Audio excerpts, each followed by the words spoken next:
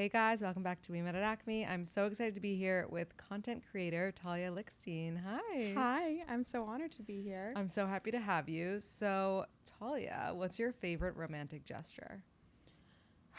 I used to think I was so anti-romantic gestures. Like, I can't do any sort of singing or serenading. Yeah. But I would love, I don't know. I like the idea of something private. Some bringing me some sort of food, something that is personal to me, a gift that is personal to me, just nothing that is singing and nothing that's really public, like at a game. Yeah. I would never want to be proposed to or asked out, even promposaled to. Right. In a really public setting, but Yeah. a nice little romantic thing together alone. I love that. So does that mean like if marriage is what you want, which we're definitely getting talk into about that. it, yeah. You would not want a public proposal of any sort. Oh my God, are you kidding? People ask, what would you do in that situation? Of course, I could never marry the guy, but I would like to think that I would never be dating a guy seriously who wouldn't know that about me. Like the guy would, it's sort of like, remember when Carrie, have you seen Sex and the City? I'm sure you, of course. When she gets the wrong ring from Aiden. Yeah. To me, that's like, first of all, I would never date a guy who wouldn't know the ring. Because he doesn't pay attention to her with enough, you. right? Like that is the biggest red flag of all. Yeah. People sometimes ask me, they're like, how did you not go ring shopping before you got engaged? And I'm like, because if I have to spell it out for him that much, that's not my person. He should be noticing your style, noticing who you are, be asking leading up to it little questions about your style, engaging that. Yeah. You shouldn't have to have your friend go pick it out for him. You shouldn't have to really show him the exact photo. Yeah. He should be able to pick up on you. And I'm not saying know the exact ring. You can pick it out together, fine. But like for him to have gifted her the gold band with the pear-shaped diamond, I'll never forget how ugly that ring was. I'm like, that right there would have told me. So if the guy were to propose in public, I say I would never get to that point with that guy because he doesn't know me, clearly. Right. We're really jumping into it. At all. But I will say, I think it's okay to lead them to water a little. Like, he saw a photo of what I liked. Yes. But you know what?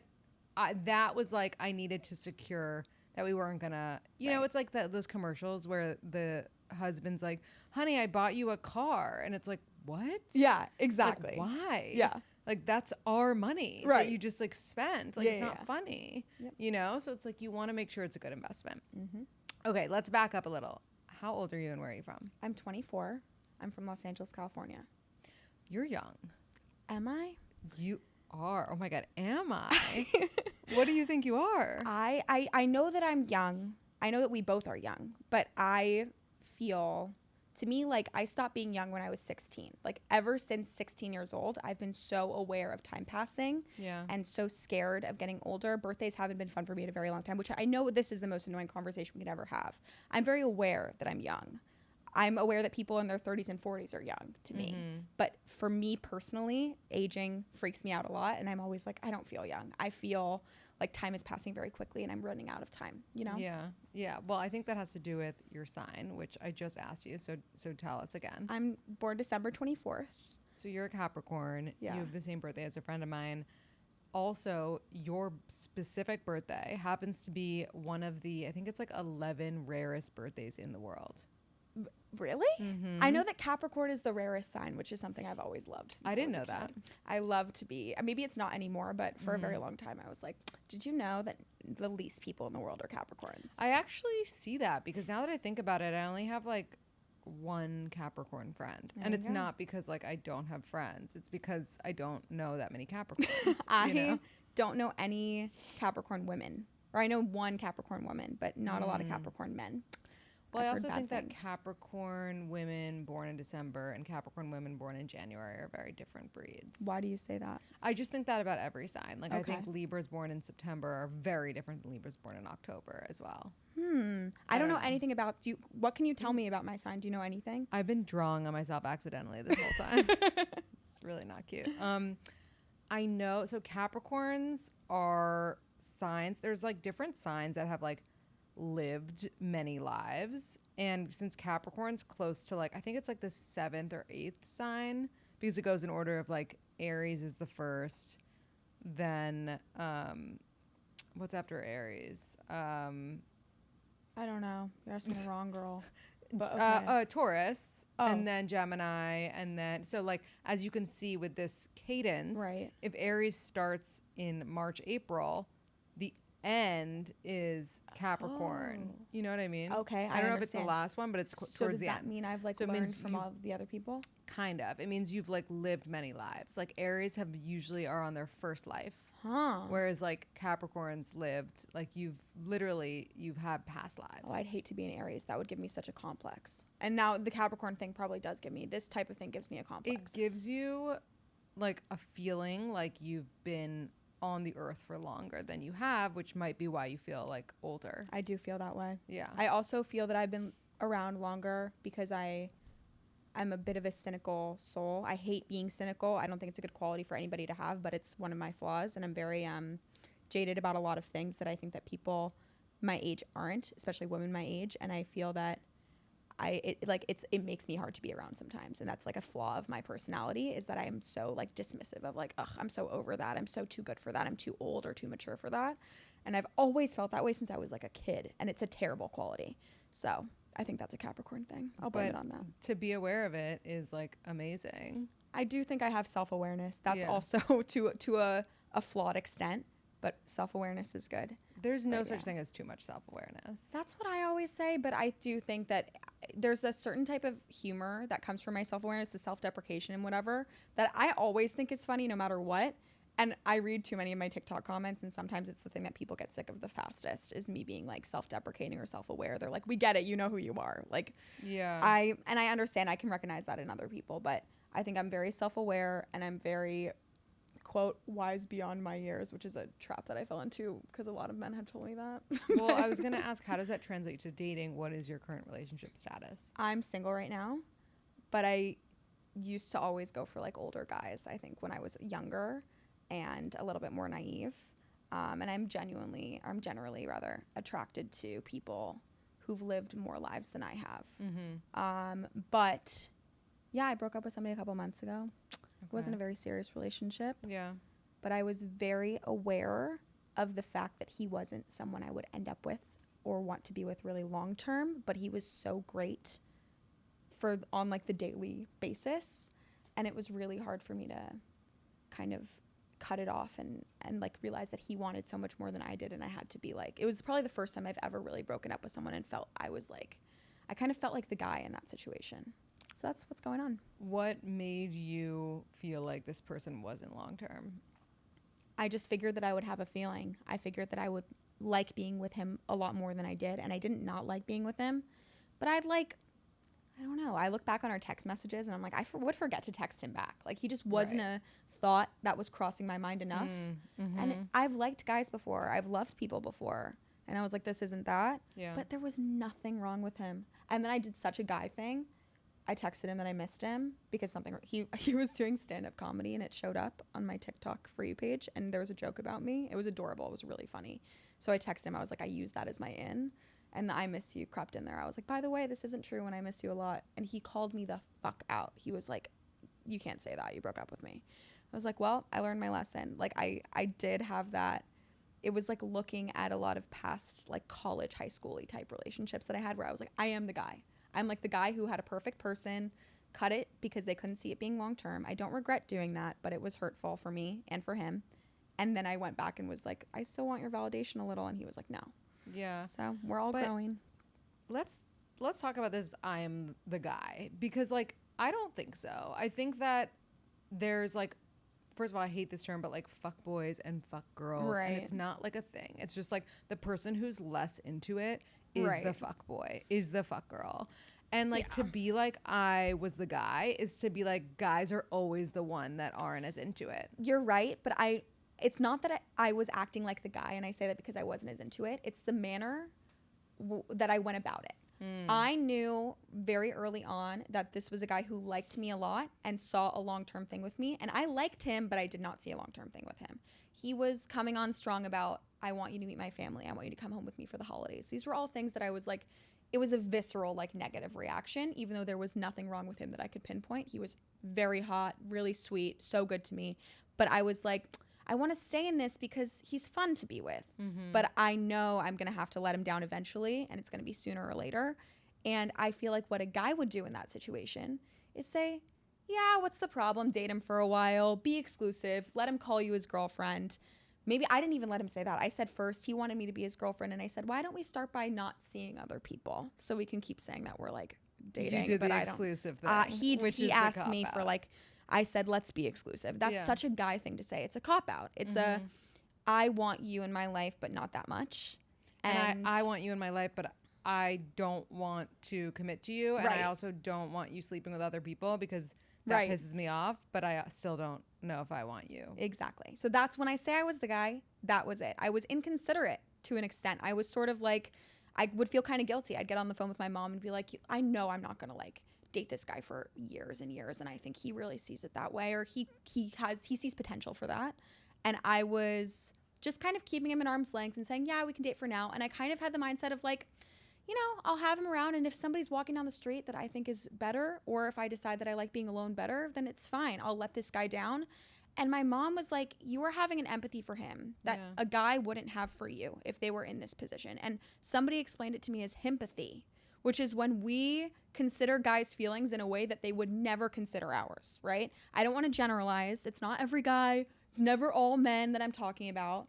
But it's, you know, generally a guy wouldn't feel guilty about like keeping a girl around and being nice to her enough to keep her around, but knowing that he's not going to like marry her. Yeah. I knew that this guy saw a serious relationship with me, and I still dated him, even though I knew in a couple months I would let him down. And everyone was like, don't feel bad, because you're just doing what a guy would never feel bad about doing. And it was probably my first time ever being on that end of it that I know of.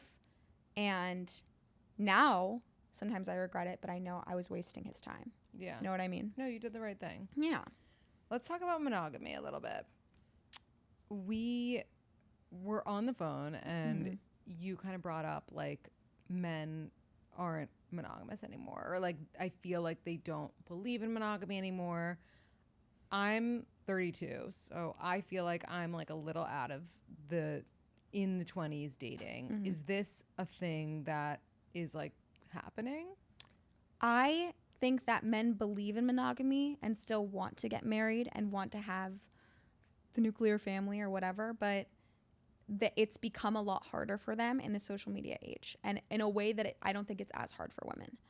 I think that men, and you'd have to have like a scientist or somebody who actually studies this, who studies male and female brains, confirm this, but I think that men have more of an instinct that is like hunter rather than gatherer. They have an instinct to spread their seed and conquer, and they are more enticed by the idea of options.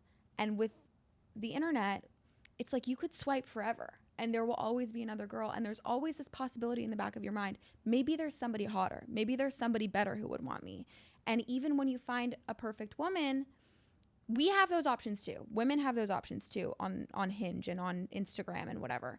But I don't think that we have that DNA, that thing that men do, where they're like, I want to conquer more. I want more women. I want to spread around. Like, I want to get everybody that I can. And this is just a generalization. This is just my observation. I'm no scientist, as I said. But I do think that social media presents more of a challenge for men in monogamous relationships, than for women. You know what I mean? I know what you mean. I mean, I definitely think that it's showing them more of what's out there. But I feel like it always comes down to the same thing with monogamy for men. It's like, what were their conditions growing up? Like, what was around them? Were they raised by a monogamous relationship that two people were happy in? Right. Like, what are their needs? Like, I feel like everyone needs different things. Like, some people have kinks, some people don't have kinks, some people, you know, whatever. And I just feel like some men really do want a monogamous relationship and some don't and never did. Right. Obviously all those factors come into play, but I just think that it's more, the social media adds another significant layer that maybe the difference could lie between like your generation and mine, like the 1 year difference that it is. You know what I mean? Yeah. I just think all of those things obviously matter, but this is just another thing that adds to it. It makes it harder. Yeah. But I've never been enticed by monogamy anyway.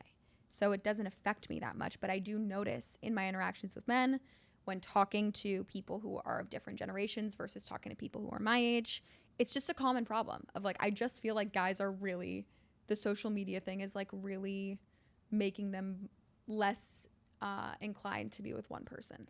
Do you think that it's social media, or do you think that, and like, I'm not saying like women are the problem because they're not, but do you think that it's more women being open to non-monogamy, whereas before it was not an option like that men knew about, unless it was like in Mormon culture or whatever culture does poly stuff?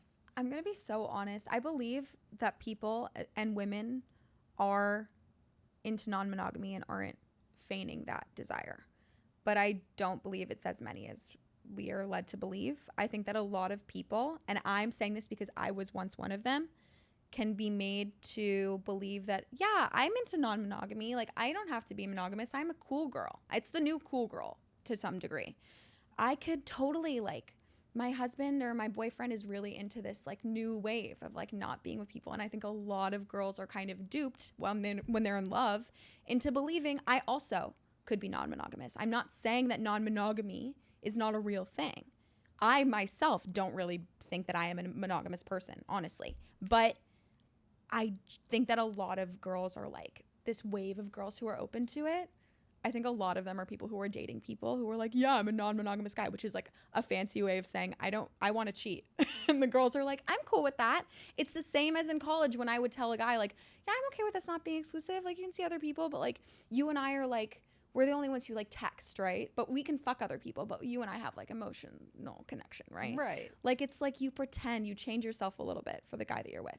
So I do believe that women are into it, but not as many as we think. Yeah. You know what I mean? No, I think 100% I agree with you on it being like the new cool girl. I have this phrase I've mentioned on the podcast, TAG. It's like stands for that easygoing girl. And like she just doesn't exist, but like it's fine. We can like pretend, you know, like a lot of girls will pretend in the beginning. I have friends who are like in non-monogamous situations and none of them are enjoying them. Right. Like so I'll tell you my views on monogamy. Please. I think that, well, I'm like huge fan of monogamy. Mm-hmm. However, like I think that if a relationship were to work and be non-monogamous, and I'm talking about just a heterosexual relationship, because that, like, I want to get into like bisexual relationships and other things, but just in a heterosexual relationship, I think the only way non-monogamy can work is if the woman decides it. It's her idea, and it's truly coming from her wanting it. Right. Either it's like her kink, it's just something she's into, it's whatever. I actually had a woman reach out when I asked for some questions that people had on monogamy, and she said, is it crazy to want a relationship where we can covertly cheat on each other on vacation? Meaning like that's what she wants. And I think like this specific woman, if she has that in her relationship, if her husband, let's say, agrees to that, that is something that will work. Right. Because she genuinely wanted it. It's a fantasy of hers. It's what she's always wanted, as opposed to her starting to feel threatened by non-monogamy as a thing and starting to be like, oh, should I offer it to my husband? Maybe that's what he wants, you know, like coming from a place of confidence versus like insecurity. At what point in the relationship do you think it's healthy to propose that kind of thing, though? Like, if the person did that the first year that they were together versus 5 years in, do you think that it makes a difference? That's a great question, because another question that came up was they said, hold on, it was like 15. Okay. Do you think monogamy is still as important 15 to 20 years into a marriage? No. Sorry, that was like a hard answer, but no.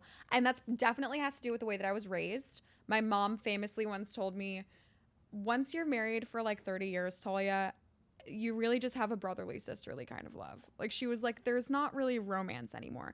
And understand that there are exceptions to that. I know that people swear my grandparents are like two little old people and they still are like in love and romantic and do things for each other. I get it. But like mostly when you see somebody every day, when you co-parent, you become more like colleagues after many years and friends than like having butterflies when you see each other. I just don't think that it's a thing after 20 years. And to me, when I hear that there are movies where they'll show a married couple. I'm envisioning like the Alec Baldwin, Meryl Streep movie. Remember that one? Mm-hmm.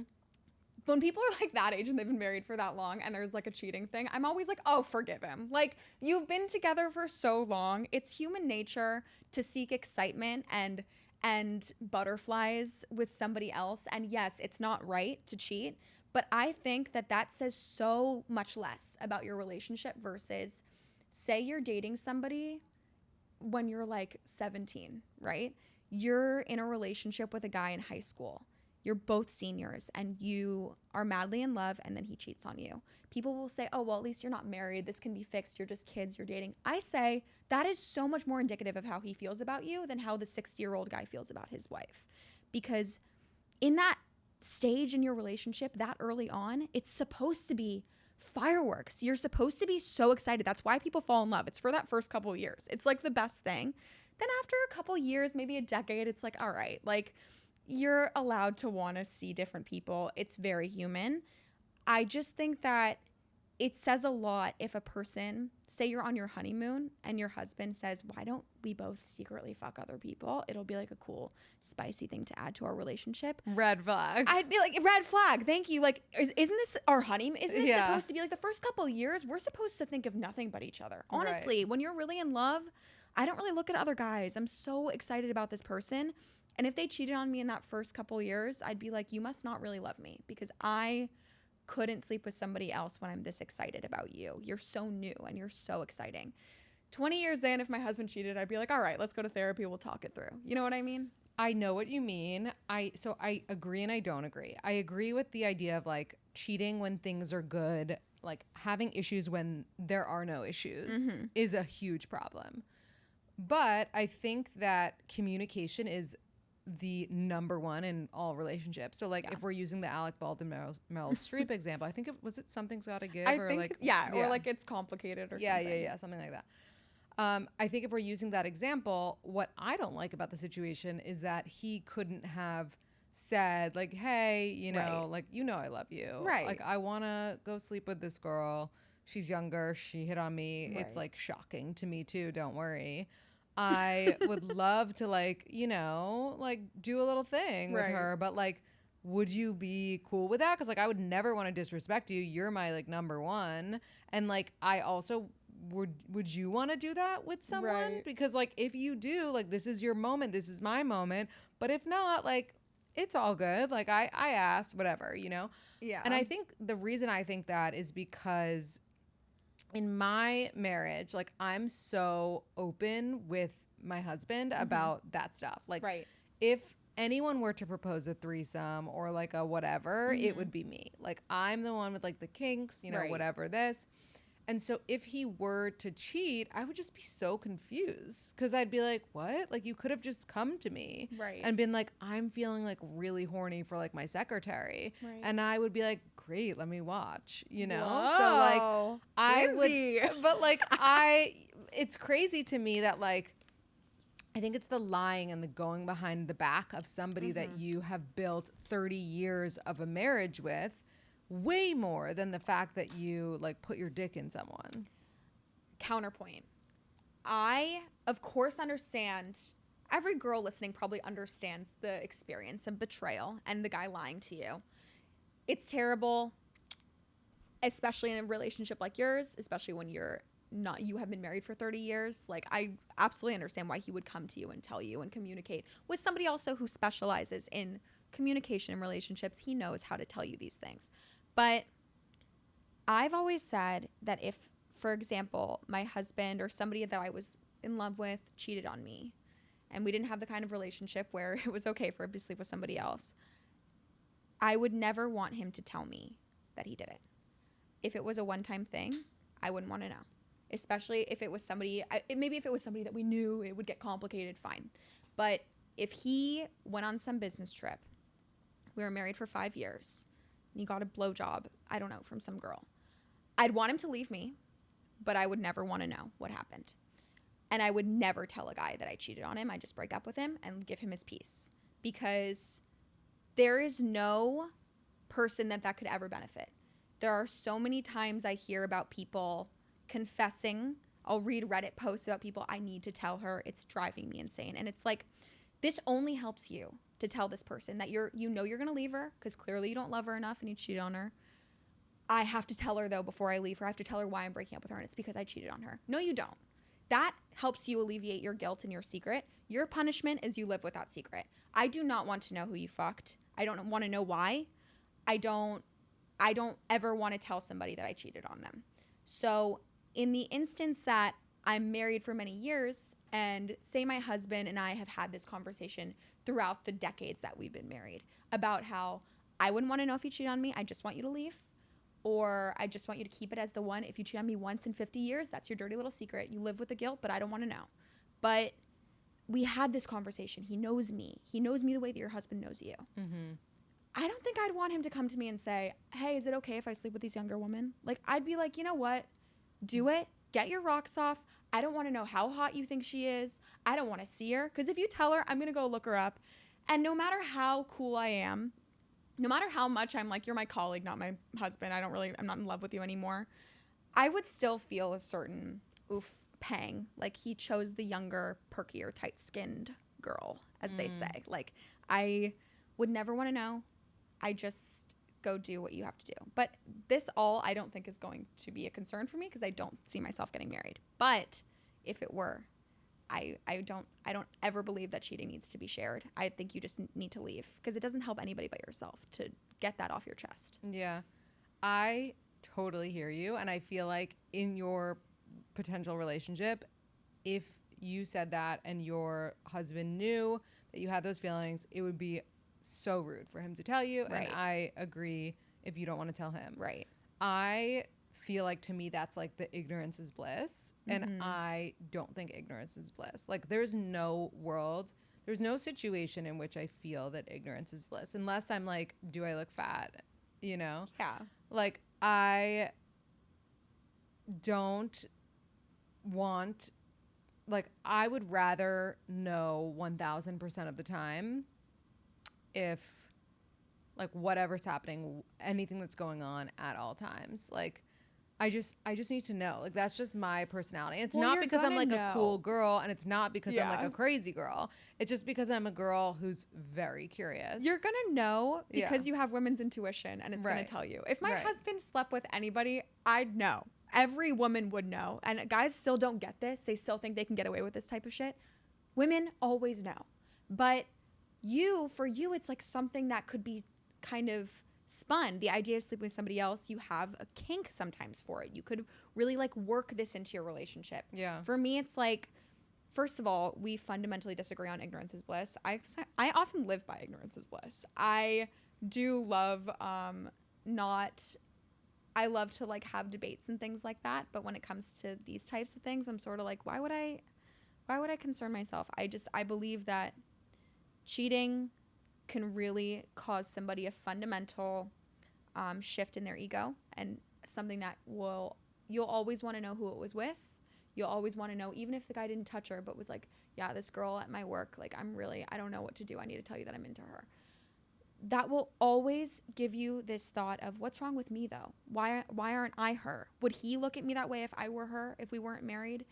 It will always make you think that you did something wrong. And I know from experience that it takes years to unlearn the things that your subconscious tells you when you're cheated on. And I would never want to subject a person to that. So if I cheated on him, I would take it as a sign. If it were early on in the relationship, I'd take it as a sign. I don't like him enough and I need to leave. I need to set him free. And I would set him free. I would break up with him, and I would never tell him that I slept with somebody else. I don't know. I don't agree in that.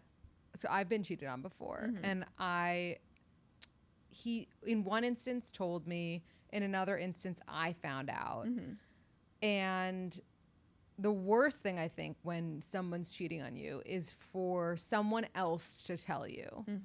Like, what about that situation where like you're like, I don't want to know, and then your friend calls you and is like, just so you know, Talia, I saw Doug fucking this girl in the hallway.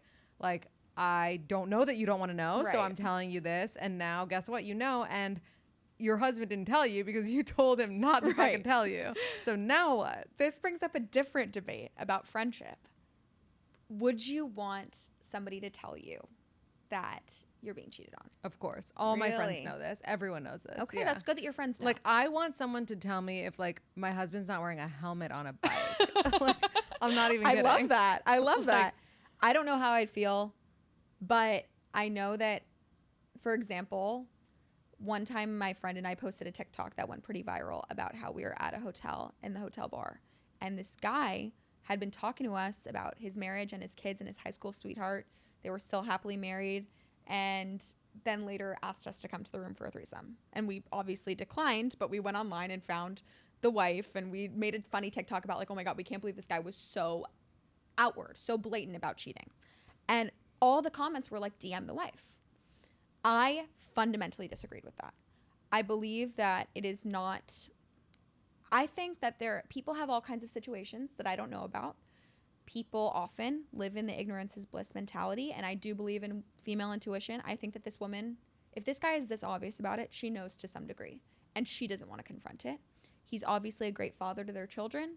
And I am not going to be the person who puts myself in the middle of something as serious as a marriage when there's children and a mortgage and whatever. Like they're homeowners together. I don't want to be the person who did this. And I don't think that that makes me a bad woman as far as the female code goes. I think that it is absolutely okay for me to say, this is not, it's too big of a thing to break up a relationship. I don't want to be the person that they associate with the end of their relationship forever because I don't know the situation. So I'm not going to do it. And so many people disagreed with me, which I think is fine. But I just think, how would I feel if I were raising 2 kids with a guy? Would I want these 2 19-year-old girls DMing me like, hey, your husband, the father of your kids who you've been in love with for 20 years, who you think is perfect, turns out he wants to fuck us both. Like, I just like, why would I want to know that? Yeah. I would rather know my intuition. I trust that she knows somewhere deep down and she's dealing with it. Well, you dealt with that situation like you would have wanted it dealt with if you were the wife. Right. And I would have maybe DM'd her because if I were her, that's what I would want. Right. So I think it's just like different strokes. Like there's like maybe half, maybe more than half, maybe less than half of the people would think like me, and half or more or less would think like you. And so I think that's like the divide. And by the way, like and I think that like I first of all totally agree with the women's intuition. That's like obvious. Like we always know everything. I think also it's like we know as women like that certain things are hot to straight men. Right. Like, and you know, probably all men, like new sex, you know, like something they've never explored before. Young girls, like just like little, you know, it's like the things they search for porn, probably. It's the same shit that like, you know, they're probably into. Right. And so I think I think the worst thing you can do as a wife in a monogamous relationship is continuously shut those things down in your mind and in your relationship. Like when when you're watching a show and your husband's like, she's so hot. Like, and you're just like, don't say that. Like, you can't say, as opposed to being like, she is fucking hot. Right. You know what I mean? Like, we all are aware of this. Like, the worst thing that you can do is be like, do not watch porn. The best thing you can do is be like, which porn are you watching? Like, this is what I'm watching. Whatever it is, you know? And I'm not saying go against who you are. Right. But, like, let's be honest with ourselves. With yourselves, though. I think that the second worst thing that you could do is do exactly what you just said, but you do it for the benefit of the guy, and even though it's to your detriment. Yes. If it doesn't feel right for you to say, yeah, you're right, she is hot, and let's watch porn together, Do not do that. And this is where so many girls go wrong. They get duped into being the cool girl. What was the thing you said? Tag. They get duped into doing this thing. And all of a sudden you're in a non-monogamous relationship. And suddenly you're in a non-monogamous relationship. You've been with this guy for 15 years. He's cheating on you when you haven't slept with a single other person. Right. And so many girls are tricked into this being like, oh, but it's the new wave. Like, we just sit and we watch porn together. And it's like, if you're doing that for you, I believe that you're doing it for you. Then I say, fine. But if you're not doing it for you, you might as well not be in this relationship. I think you are happier and better off single, 100%. Yeah, totally. And for me, I'm better off single. Totally. You know? Yeah. You mentioned not wanting to get married. Mm-hmm. What, other than the reasons that we just spoke about with monogamy and things like that, are there any reasons?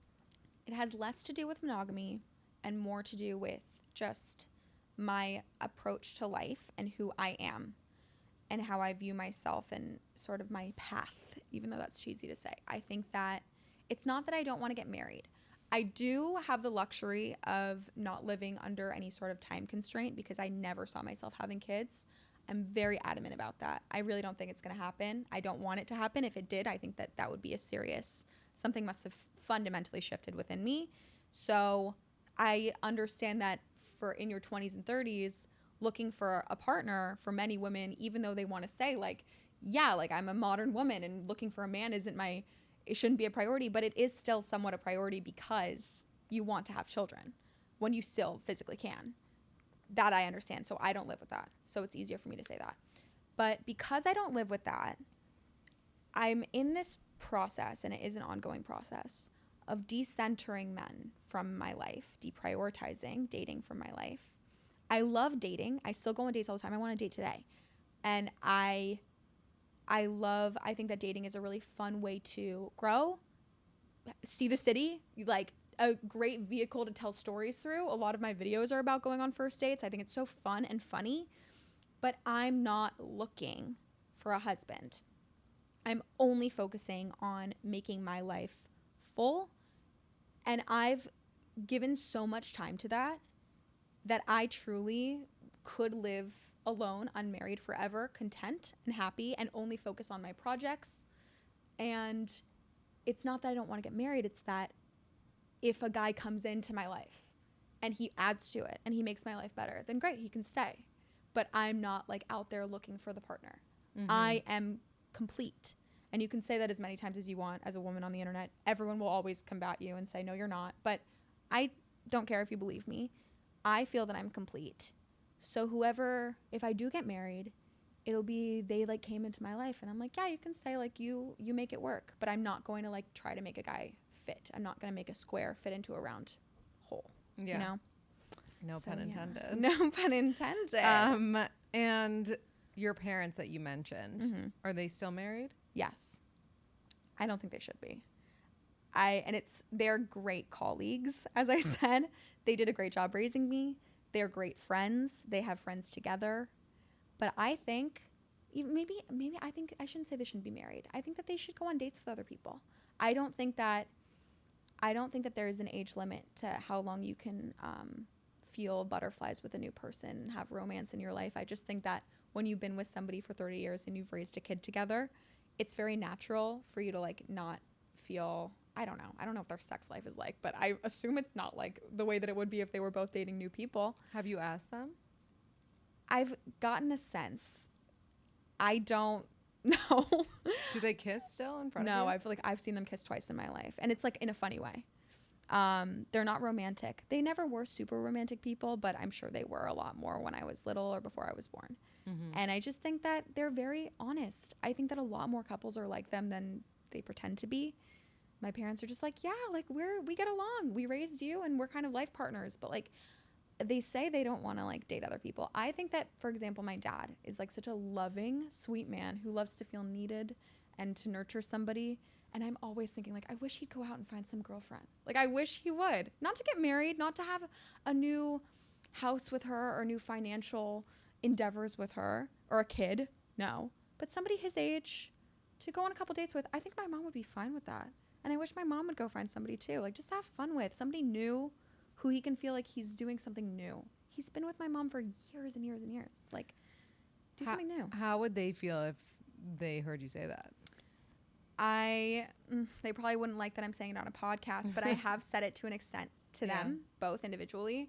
My dad thought it was a bit. Like, he was laughing. He thought, I guess the way I was saying it was funny.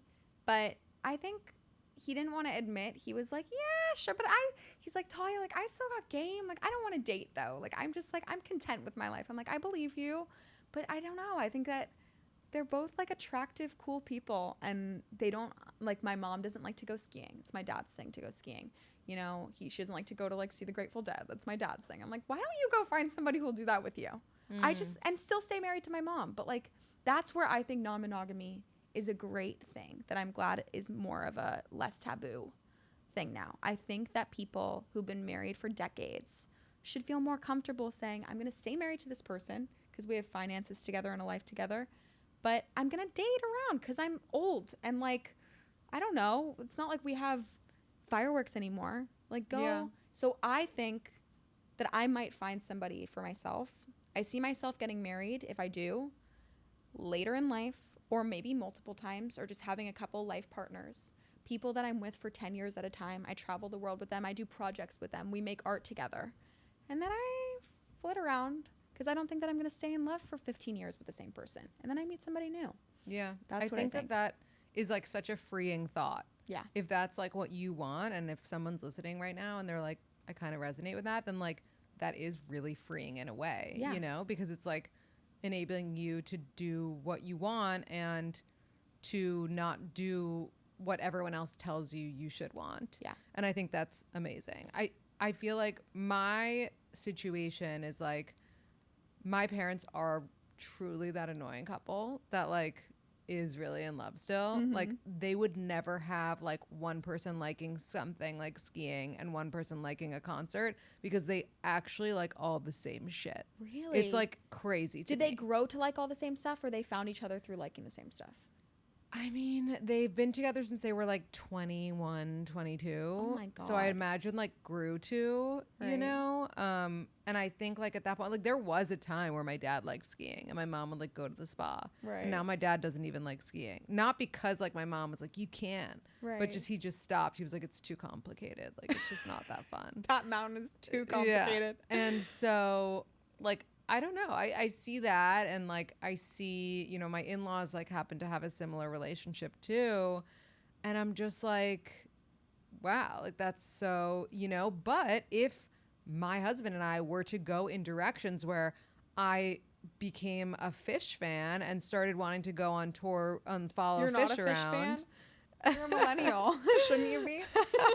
I thought that was, like, a thing for all of you. No, it is. Not sober people, I gotta tell you. But but if that started to be my journey and he was not into that, and, you know, he started to be really into, you know, pogo sticking around and I wasn't into that, and, like, you know, if our paths started to veer in different directions, then we might be entertaining a conversation like the one that you tried to have with your parents about you should start seeing other people. You know, I feel like if your interests continue to align as you get older, and you should have those check-ins, you should be like, are you still into, you know, not doing much on the weekends? Right. Okay, cool. You know, then, like, you're in the same boat. But if that changes, then, like, you should have those check-ins every 5, 10, 7, whatever years.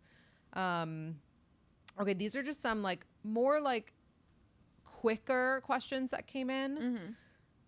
So more just like a yes or no. Okay. Monogamy, is it human nature? Yes or no? No. Can you have one type without the other? So, like, a spiritual monogamy with someone, like a physical monogamy with someone else, an emotional monogamy with someone else, financial monogamy with someone else. Yes, but I just think that there's time limits for some of those. You know, like, not at once. Yeah, I just think that you can't expect to be physically monogamous with one person forever. Obviously, it doesn't work. One of you will always want to go do something new. This is, like, a little bit deeper, but if it's not human nature, why is it the norm? I think that because it is the easiest way to operate in our society. I think that especially because of the institutional systems, like the ways that we organize our society, women couldn't get a credit card until quite recently. As far as history goes, we needed to be married for so long. There are ways that we've just had to, marriage and being with a partner, like the world is easier. Operating in America is easier when you have a partner. So I think that that's why it's the norm.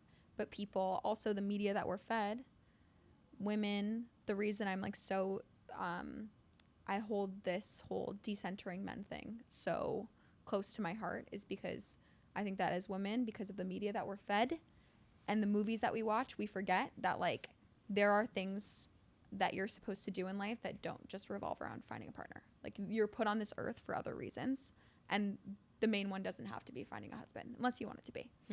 So that was a long answer, but yeah. Do you think that men can be monogamous after previously cheating in a relationship? Depends when they cheated, as we said earlier. If it was when you're like 60, yeah, I think they can. But when you're dating for a year now. Would you feel comfortable being friends with a non-monogamous couple? Yeah, of course. Who is happier, monogamous people or non-monogamous people? I think non-monogamous people towards the end of their relationship. Like, not the end, but like when they're older. New couples who are monogamous, I think, are probably happier than non-monogamous new couples. What's the hardest thing about monogamy?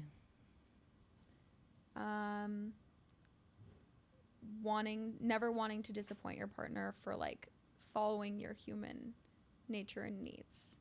I don't believe that it's, everything in monogamy, everything in a marriage, there are compromises. You have to think about your partner as well as yourself. That's the commitment that you make. I'm not excusing cheating, for example, as, it's human nature, it's biology. But I just think, as we said earlier, wanting new sex, wanting new things are human nature, and having to consider another person in all your decisions, it's the challenge of monogamy. That's hard. Do you have a responsibility in a monogamous relationship other than being monogamous? Meaning, like, do you need to like upkeep yourself? Do you know what I'm saying? Like, I think every couple is different. I think that you have a responsibility to be the person that you vowed to be. I don't know. You make vows, and that's why vows nowadays are more personalized. People write their own. Like, you decide. If looking the same as you did on your wedding day is not an important thing for both of you, then obviously not. But I don't know, say you're like a fitness couple and one of you decides to completely let themselves go and not want to go to the gym together anymore, then that's like maybe you're breaking a vow because you wanted to do that together. I have no fucking idea. But I think that's a great way that a lot of men mask their like, she gained 10 pounds, she's breaking the vow. Like, that's not what I'm endorsing. Right, like, she broke the vows. She broke our vows. Do we need to be asking potential partners how they define monogamy? Yeah, I think so. In this century, it's important. It's a big conversation now. And what would you do if you met someone, you fell in love, you decided, I'm complete, but they can stay. Right. And then they said, Talia, I'm really happy staying here with you. I'm also going to fuck this girl. Is that okay? I'd probably say, let's not be together anymore, but love ya, and thanks for your open and honest communication, baby. I love it. Can you leave us with a quote or piece of advice, something that has helped you throughout your 24 years? Get a life. That's my favorite boy advice or girl advice. I tell girls all the time. Get a life. Go make your own life. The rest will follow. The perfect boy will probably follow. Just or the get your perfect own girl. life. Or the perfect girl, right. Love it. Where can everyone find you, follow you, and slide into your DMs potentially about a non-monogamous relationship when you're 50? Slide in. Talia Lichtstein.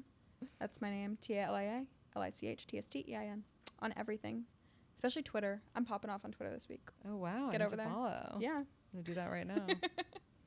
Thank you. Thank you.